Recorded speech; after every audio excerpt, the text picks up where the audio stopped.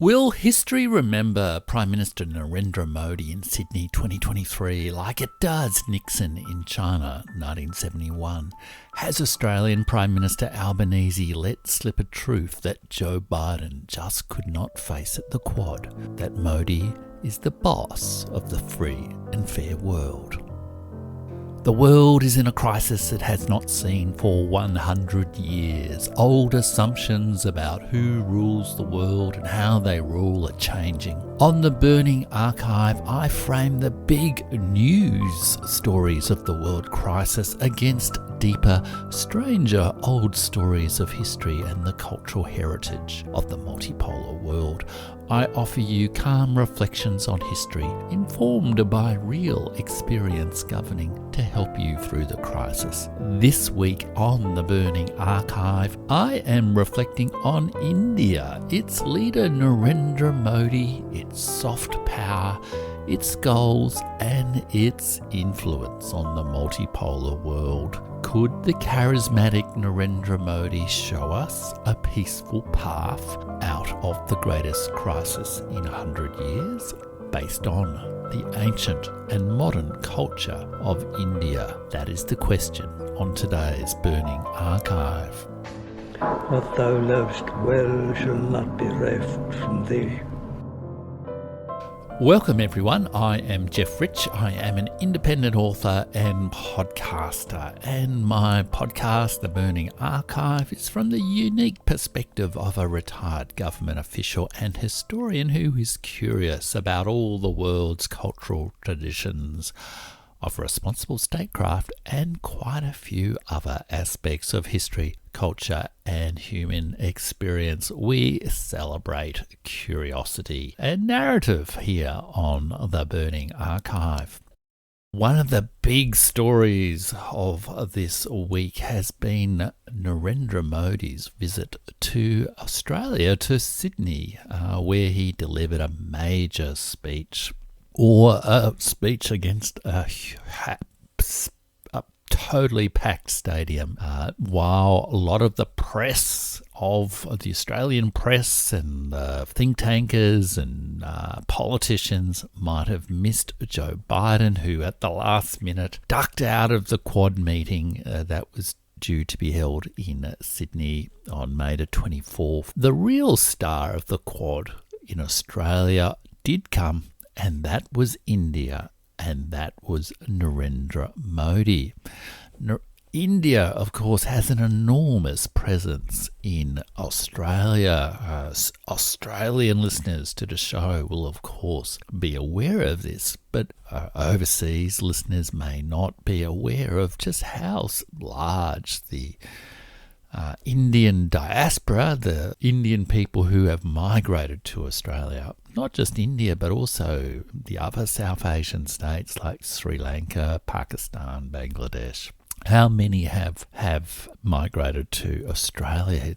I think India is now either the second largest or the third largest migrant group in Australia. And Narendra Modi's visit and speech was an example of the soft power of India, not just in Australia, but also in across the world, I think. And on this show, I really want to kind of cover three questions about India and its role in the world and its cultural influence. And they are really, what are India and Narendra Modi's goals as revealed not in the commentary and the interpretation of journalists, but in the actual words that Narendra Modi spoke on his trip to Australia. He didn't just go to Australia, he also visited Hiroshima, Japan, for the G7 meeting as a sort of a guest of the G7, and he visited the a kind of a special forum of the Pacific Islands and India that was held in Port Moresby. And he, of course, on the final leg of his trip, came to Sydney, all in the course of about a week. And he delivered some quite significant speeches there, and I'm going to cover those three those speeches in this program. But I also want to talk about a key bit of what I do on the show is connect a big news story of the multipolar world to both history and the cultural heritage of the world. And the big question out of history that comes out of Narendra Modi's speech really relates to perhaps the central, or one of the central diplomatic goals of India in the current world crisis, and that is reform of the United Nations, reform of the global governance system of the United Nations to increase the voice of the global south in world deliberations, and to secure not just a seat for India but a seat for other important unrepresented countries in the United Nations Security Council. And then I will talk about some of the important cultural references that Narendra Modi spoke to that talk about, I guess, non-Western traditions of responsible, peaceful statecraft, as well as point you to a very valuable book that is actually a history of the idea of world government and a history of the United Nations that, together with the little potted history I will give you, perhaps will help answer the question, why isn't India a permanent member of the United Nations Security Council? So there are three questions. What are India's goals as revealed in Narendra Modi's recent speeches of the last week or so? What does history tell us about why India is not yet a permanent member of the United Nations Security Council, even though it's the world's largest democracy and the largest, most populous country in the world? And what are some fragments of the Burning Archive, both a history of the United Nations and some of the literary traditions that Narendra Modi draws on to articulate his approach to peaceful development in the world? Okay, so let's start off with the speeches, and let's just have a little brief interlude where we hear Anthony Albanese, Prime Minister of Australia, describe Narendra Modi as the boss. I get to speak to some pretty big crowds as Prime Minister, but I have to say that the warmth and the energy here tonight is absolutely second to none.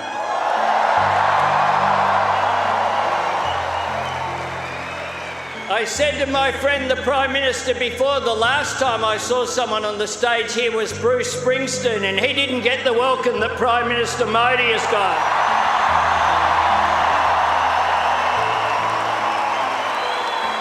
Prime Minister Modi is the boss.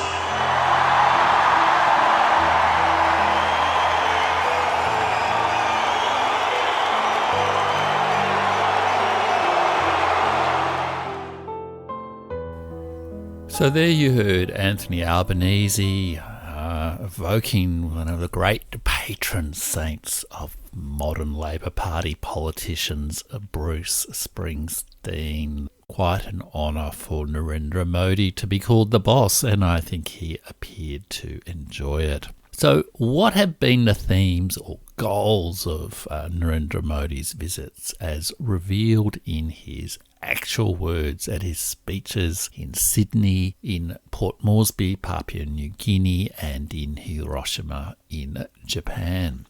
Well, I'm going to work backwards and first speak about his last appearances, which were in Sydney. And at that speech that Anthony Albanese was introducing Prime Minister Narendra Modi to the crowd, it was a packed stadium of, 25,000 members of the Australian Indian community, mainly from Sydney, I suppose, but I believe there were people who had travelled from all over the country to participate.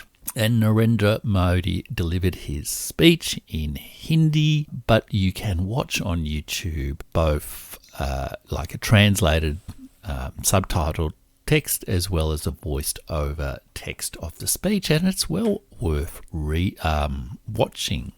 I think you actually get a real sense of Modi's power, his charisma as a politician by doing that. And so often we've had in Australia, and I presume in other Western media, partly because Narendra Modi almost always speaks in Hindi, not in English, we get a very limited view of Narendra Modi's actual character and his performance as a political leader. So you can watch this speech directly yourself if you want to, but I'll just read a little bit from the speech. So he really sort of, talks about some of the underpinning people-to-people ties between Australia and India. And some of these ties, also speak for connections with the rest of the world. But he was particularly focused on Australia, obviously, here. And he said that previously that people used to say there were 3 C's that underpin the Indian-Australian relationships, and they were Commonwealth, cricket and curry. And then, after that, it was said that India-Australia relations are based on 3 Ds: democracy, diaspora, and dosi, which means friendship.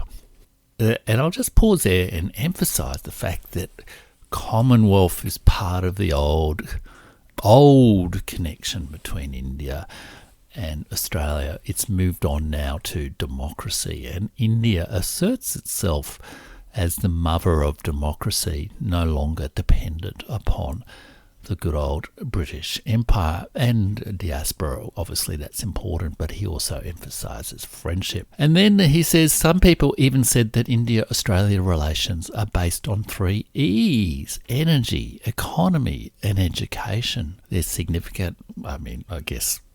Australia is a big commodities exporter, fuel exporter. It ultimately, I think, changed its rules on exporting uranium to India in the last 20 years sometime.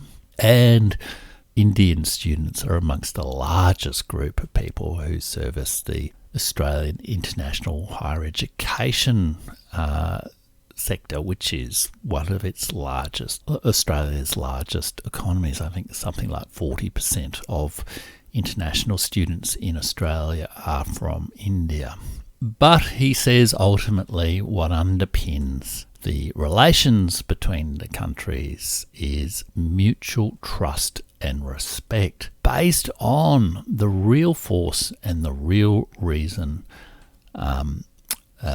behind that mutual trust and respect is all the people in Australia who are from India. There is this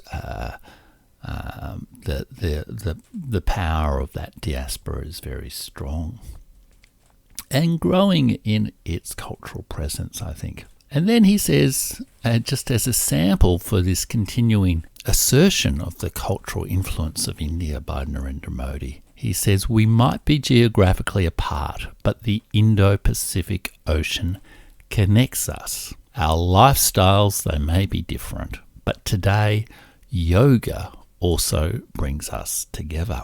So yoga, again, is part of the many faceted cultural exports of India to the world. And the Indo-Pacific was also a theme brought out in the more business-like, press conference that Narendra Modi gave with Anthony Albanese that day, where he emphasised very practical initiatives between Australia and India focused on minerals, migration and mobility. Obviously, Australia is a big mining country, one of the biggest mining countries in the world, and also a large migration country. But I think a two-way mobility between India and Australia is perhaps increasing as well. But in that press conference, he also connected this theme of the Indo-Pacific Ocean to I guess, more general themes of India's, let's call it geopolitical strategy, or at least its main goals from a diplomatic point of view. He noted that the scope of India-Australia relations is not limited to merely our two countries. It is also linked to regional stability, peace, and global welfare. We also discussed the Indo-Pacific. India-Australia cooperation can also be beneficial for the progress of the global South. The Indian tradition of Vasudhaiva Kutumbakam, and apologies if I haven't pronounced that well, I've done my best, which sees the world as one family. It's an old, I think, Vedic text. So it's text from the Vedas, I think, that means kind of one world, one family, is the central theme of India's G20 presidency. India considers it a responsibility to bring the issues, expectations, and aspirations of the global South to the attention of the world through the G20 platform. Then in Port Moresby, Narendra Modi addressed the Pacific Island nations, and there has similarly been a very significant Indian diaspora in the Pacific Islands, including like in Fiji, where at times there has also been, I guess, ethnic tension between Pacific Islanders and Indian immigrants. But that does seem to be repairing itself. And Narendra Modi, in the context of Joe Biden asserting an American Indo-Pacific strategy, the United Kingdom sort of trying to recreate the British Empire with its Blue Pacific strategy, and China increasing its assertiveness in China, has also is playing an important diplomatic role in speaking to the Pacific Island nations. And this is what he said to them. And some of the tone and the rhetoric here I think is important to pick up. As I have said before, for me, you are not small island states, but large ocean countries. It is this vast ocean that connects India with all of you. The Indian philosophy has always viewed the world as one family. The theme of our ongoing G20 presidency this year, One Earth, One Family, One Future, is also based on this idea. We share your belief in multilateralism. We support a free, open, and inclusive Indo-Pacific. Inclusive is not always mentioned when America and Australia talk about the Indo-Pacific. And I guess the question is, inclusive of whom? And we respect the sovereignty and integrity of all countries. I should clarify, of course, the little comment about inclusive not always being mentioned when America, etc. It was my interpolation there. It's not what Narendra Modi said. The voice of the Global South should also resonate strongly in the United Nations Security Council. For this, reform of the international institutions should be our shared priority. And again, is asserting the importance to India of reform to those global institutions, to India having a seat on the United Nations Security Council, but also the broader Global South being represented, and India playing a key leadership and a key consultation role in facilitating the voice of the Global South into international deliberations, whether at the G7, the G20, or with Australia, or formally through the United Nations. And I should add that on my YouTube channel a couple of months ago, I did a video that you can check out there at the Burning Archive YouTube channel on how India, both Narendra Modi and its External Affairs Minister, Dr. Jaishankar, are orchestrating and very skillfully articulating the voice of the Global South. That in a way, India is becoming the spokesperson, the voice of the Global South, the voice of the free and fair world. The third speech or comments was from Narendra Modi in Hiroshima as part of both as a guest to the G7 and also at the Quad meet-up. The formal Quad summit wasn't possible because of Joe Biden's change of travel plans. But this is what Narendra Modi said at the Quad. And it's only like 6 or 7 sentences, so I might just read the whole thing. So the Quad group has established itself as an important platform for ensuring peace, stability and prosperity in the Indo-Pacific. It's just a platform. Let me just note there. There is no doubt that the Indo-Pacific region is the engine of global trade, innovation and growth. Now, presumably, in saying that, he is also including China in that region. We unanimously agree that the security and success of the Indo-Pacific, not just its security, but its success, not its containment, is important not only to the region, but to the world. With a constructive agenda based on shared democratic values versus systems, we are marching ahead. Through our shared efforts, we are giving practical dimensions to our vision of a free, open and inclusive Indo-Pacific. He talks about positive cooperation in several areas, and he says several countries and groups are announcing their Indo-Pacific strategy and vision. Our meeting today will provide an opportunity to discuss issues related to inclusive and people-centric development of this entire region. And I guess the fact that he's emphasising inclusive and entire quite a bit, I think perhaps points to an awareness in India that the more American, Australian vision of the Indo-Pacific doesn't actually include some major countries of the Indo-Pacific. And I think the crucial point in all of this is his call for the United Nations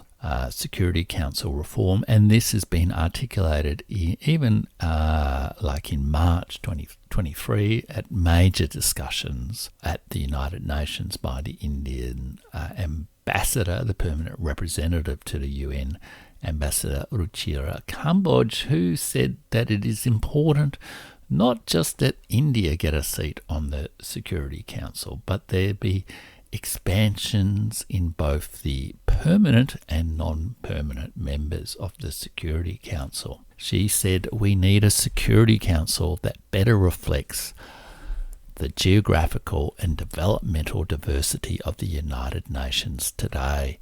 A Security Council where voices of developing countries and unrepresented regions, including Africa, Latin America, and the vast majority of Asia and the Pacific, find their due place at the table. So, Anthony Albanese, good on you for calling Narendra Modi the boss. But I think it would be good to turn that nice little gesture on a big stage into a real action and get really behind India's push to get itself on the United Nations Security Council.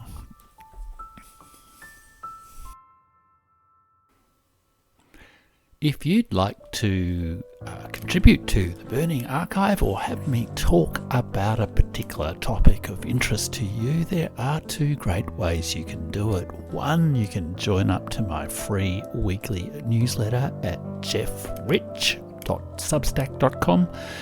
And secondly, you can participate in my special reader competition that's running until the 30th of June 2023. All you need to do is tell me, what is your favourite episode of the Burning Archive podcast, and what is a fragment of the Burning Archive, a cultural or historical artefact meaningful to you that you'd like featured. You can tell me that on my Substack, on my YouTube channel, or leave me a message or a tweet And what I'll do is I will make a podcast on the 3 best topics and make a YouTube video on the 3 preferred back episodes of the podcast. Okay, back to the show.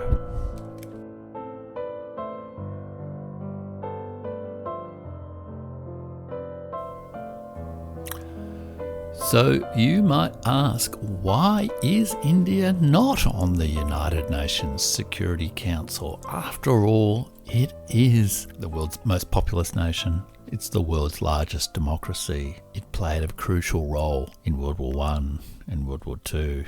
It is, the cultural home of many traditions of peace. Why is India not on the United Nations Security Council? And I guess for that question, to answer that question, we probably need to have a little bit of a quick look at the history. And I guess a question as complicated as that has probably got many different interpretations. I'm going to try not to get too much into the detailed interpretations of things, but try to outline some key events just to get a little bit of a sense of the history. So first of all, what is the United Nations Security Council? It is the United Nations Security, or the United Nations has 2 effective bodies, I guess. There's the Security Council, which is like its executive committee, you could almost describe it as, and there is the Assembly, where every nation has a single vote, or roughly 200 nations. There are 15 members of the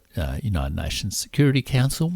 5 are permanent members and 10 are elected members who kind of rotate through quite frequently. I think people tend to be on periods of like 3 to 6 months, I think, those elected members. It has been this way largely unchanged since 1946 when it was established, but there has been long debates around the operation and the membership of the United Nations Security Council.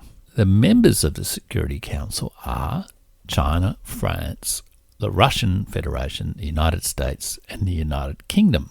There's 2 important things to point out about that. France, the United States, and Britain, sometimes known as the United Kingdom, have been in the same state largely as they were in 1946.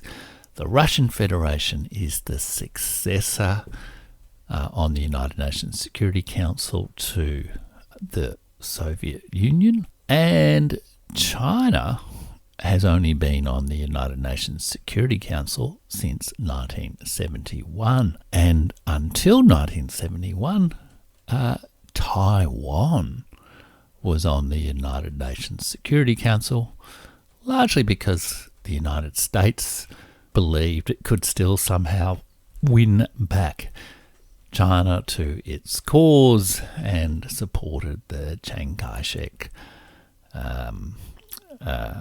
regime in Taiwan and kept it on the United Nations Security Council. So Taiwan represented the other hundreds of millions of people in mainland China on the United Nations Security Council, with its claim to be the true government of China. That was dropped in 1971. So those 5 countries, China, France, Russian Federation, the United States, and the United Kingdom, and let's note first of all, France, the United States, and the United Kingdom are all members of a defensive alliance called NATO, and they are the majority of the United Nations Security Council. So it has largely been dominated by, I guess, Atlantic interests. So the unrepresentativeness of the United Nations Security Council has been apparent to people for many, many years, and there have been discussions and debates about changing it for many, many years to have better representation of African, Asian, Eastern European, Latin American, Caribbean countries. Even the appropriate representation of the core European states it could be debated why France and Britain. Of course, to some degree, they represent the victor powers out of the winning powers out of World War II. And that's part of the question. But in 1950, apparently, the United States made an initial tentative offer to India to swap places with Taiwan on the United Nations Security Council. At that point, India had only been an independent nation for a couple of years, and India refused the offer, saying China, as in the real mainland China that India was close to, really ought to be the country represented on the United Nations.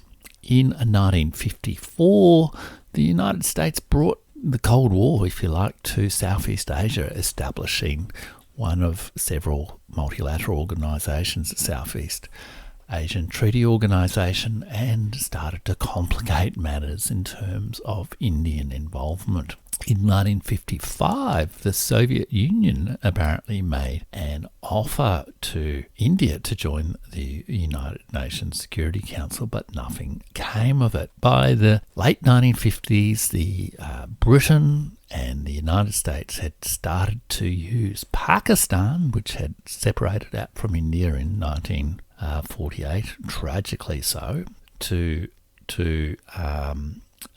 as a balancing strategy with China and Russia as part of the Cold War. And in 1955, the Bandung Conference, which was, I guess, one of the foundational conferences of the non-aligned movement, occurred. So there were sort of new positionings, I guess, of the non-aligned countries within the Cold War context. Made it all a little bit hard to resolve. Then in 1962, India and China fought a war. After previously having reasonably close relationships, they fought a war, and in this war, India lost, to put it simply, and this significantly diminished Indian prestige and set back their scope to join the United Nations Security Council. In 1971, two big things happen. Bangladesh separates out from Pakistan and forms itself as a separate country, and India plays a key role in that, and Taiwan is finally dropped off the Security Council so that China comes in, and then China, I guess, is really a key, genuinely more representative Asian power on the UN Security Council. In 1973 and 1974, India first and then Pakistan both conduct nuclear weapons tests, and there are concerns raised around nuclear proliferation that become used as a bit of a barrier to India's involvement in the United Nations Security Council, particularly in the context of what was then going on with détente between, I guess, both China and the United States, and also China and the Soviet Union. So throughout all of this period of the 50s, 60s and 70s, really the United States is dominating and bending the United Nations Security Council towards its Cold War aims, and that excludes the possibility of forming the United Nations Security Council on a more genuine principles basis. The Cold War ends in apparently ends sometime between 1989 and 1991. The Soviet Union disintegrates in 1991, at the end of 1991. And in 1992, India, Brazil, Germany and Japan, at that point referred to as the G4, in the context of, George Bush's New World Order, all put up their claims and to be included as permanent members of the United Nations Security Council. Now, both Germany and Japan, one should note, have amongst the largest number of US bases of anywhere in the world. Germany is a member of the NATO alliance, and Japan is very firmly under what is euphemistically called the United States security umbrella. But the debate resumes really from then as to make changes to the United Nations Security Council, and a number of committees, I believe, actually set up. In 2002, Russia proposes an offer that India join the United Nations Security Council, but it goes nowhere. And through all these negotiations in committees, and then in 2005, under the reasonably famous UN Secretary-General Kofi Annan, he develops a plan to expand the United Nations Security Council to 24 members with various combinations for equitable representation, and various task forces are set up on Security Council reform. And these negotiations are, in some senses, still ongoing. The United States supported India's bid for permanent membership in 2010 and again in 2017, but with a kind of twist in the proposal. It was proposing, again, Japan and Germany join as well. So there would be, India would be included, but it would be still a NATO-dominated Security Council, and it would presumably be, India would only be concluded as long as it was a very pro-US participant on the Security Council. France also supported India's candidacy for a permanent seat in 2020. And in recent years, these slow-moving intergovernmental negotiations have been kicked into much stronger gear by India and other states. And in particular, in recent times, they have been webcast so that there's a little bit more openness and transparency. And India is now proposing not just changes in membership, but also changes in working methods, including how the veto works.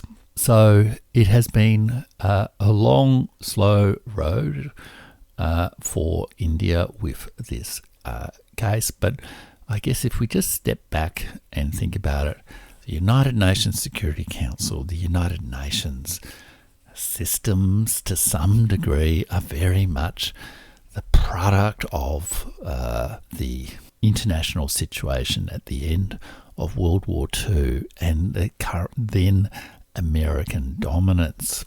And so the rules and the institutions have really been, I think, as the historian Mark Zauer put it, the world governed the American way. It is the international rules-based order. There has been this institutional setup, which has been set up with inherent biases, let's say, towards NATO and to America, with an inherent sense of geostrategic advantage built into the system. And that has really worked against India getting a seat, which it has a very strong moral, population, cultural and security claim to, principle-based claim to, from getting its seat on the United Nations Security Council. There are many Atlanticist commentators in places like the Foreign Policy magazine who say India has itself to blame for not having that United Nations Security Council seat. And the argument largely is, well, if they'd, done what the US had suggested back in 1950 or back in 2010 and agreed to be a member of the United Nations Security Council as part of a continued government the American way, then it would not really still be on the outside. But I think that argument really doesn't stack up, and I think it seems that the winds are changing, and we may genuinely see some progress and real reforms to the international governance structure. At least I hope so. And perhaps Australia can get on board and secure some genuine Security Council reform, some general change that might see the world governed the Indian way and not the American way. I agree with you that it's a hard nut, but hard nuts can be cracked. If I look back and say, well, this one is too difficult, I wouldn't be doing too much in my life. I mean, life has been a set of challenges, particularly for a country like India. So I would not let the difficulties of that challenge deter me or discourage me. In fact, I'd put it the other way around. Ask yourself, put India aside for a moment. Look, there are whole continents today which actually feel that the Security Council processes do not take into account their interests. I mean, I spoke earlier about Ukraine and a sense in the global south that their problems of food and fuel and fertilizer are being just brushed aside. And frankly, if you go to a UN General Assembly and talk to countries, there are countries in Africa and Latin America and the small island states, quite apart from Asia and India, who feel very, very strongly that this is not their UN in a way. And I think that's hugely damaging to the UN. So one of the developments this time, in fact, has been a very explicit recognition by President Biden of the need to actually reform the UN, which is not a small development. But we need to because we all know why reform has been blocked for so many years. So I think it's important to keep up the pressure. There is global sentiment out there. We completely understand. I mean, this is not something which is going to be done easily and necessarily speedily. But it's something which has to be done finally. So the third segment of my podcast, I tend to focus on a fragment of the burning archive, the cultural heritage of the multipolar world that sheds some light or gives some inspiration on the issue that I've talked about on the show. And I'm going to be quite brief on my fragment of the burning archive and return to Narendra Modi himself. But I also have a special bonus fragment of the burning archive, which I guess is a book recommendation for people who are interested in the history of the United Nations, or even more broadly, the history of the idea of world government. Genuine, effective institutions for collaboration and peace between countries at an international level. So, first of all, that history book is by I think he's a British historian who, like a lot of historians, works in America, called Mark Mazower, Governing the World, the History of an Idea. Governing the World, the History of an Idea. And that idea is of world government. And he traces the heritage of the idea of world government back in at least Western European and American sources, back to Immanuel Kant, and various versions of it in the 19th and 20th century, but then provides a detailed account of the differing ideas and the diplomatic history around the ideas of how the United Nations should be.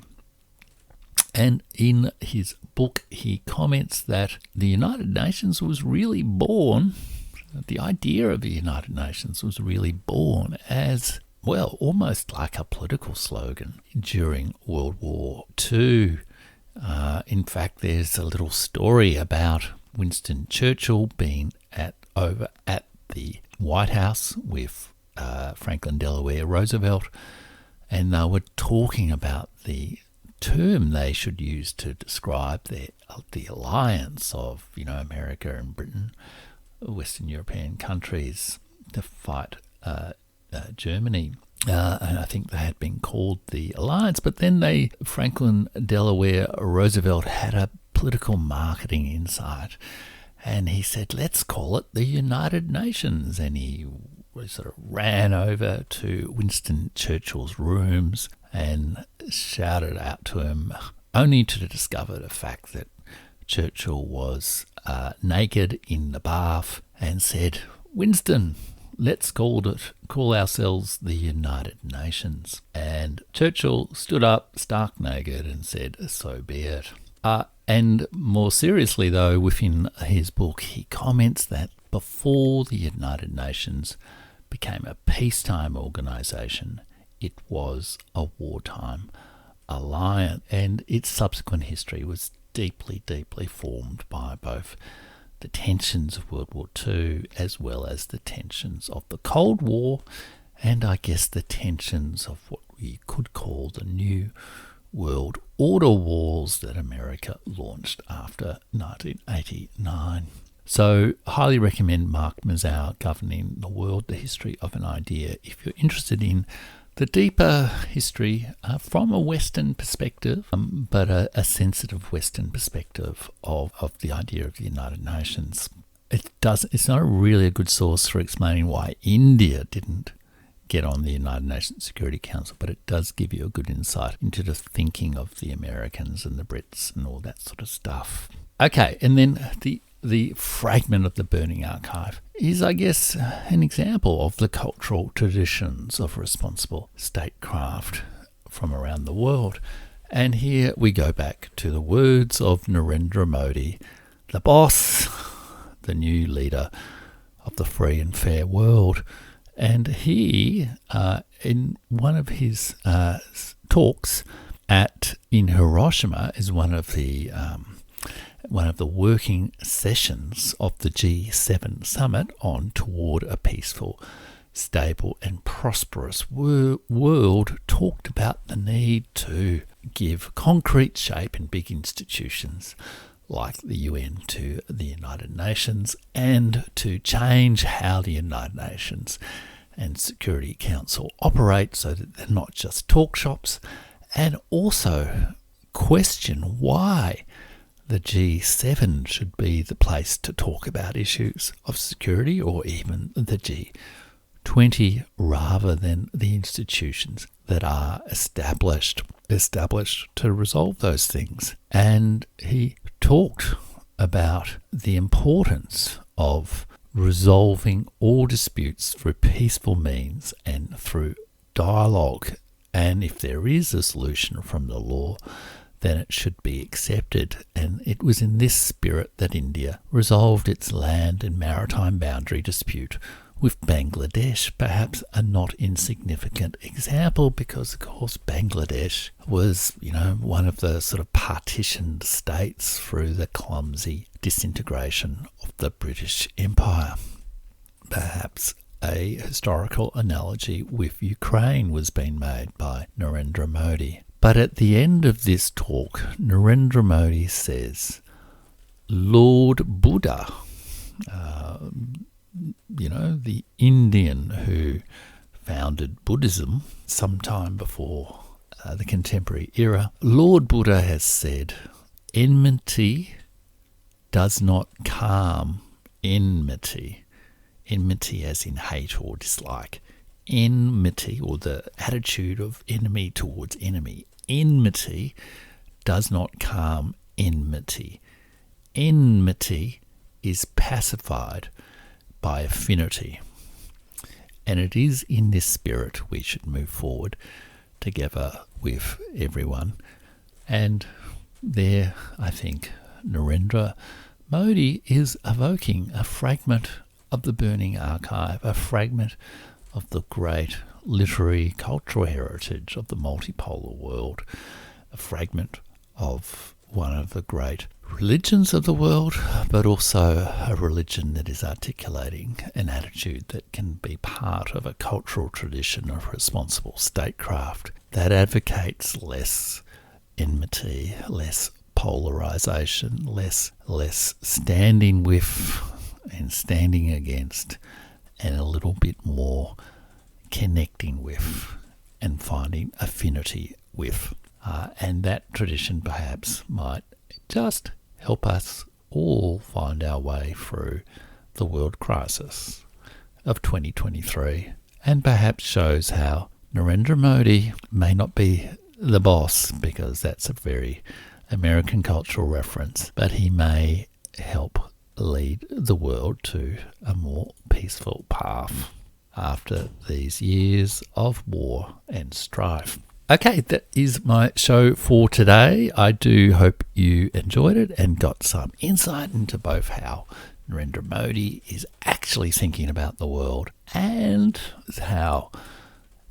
why India is not on the United Nations Security Council. I hope it's inspired you to contact whoever you might want to say India really should be on the United Nations Security Council, and it shouldn't be dominated by NATO countries anymore. And I hope you've also seen how the Burning Archive can help provide us a little bit of guidance in these troubled times.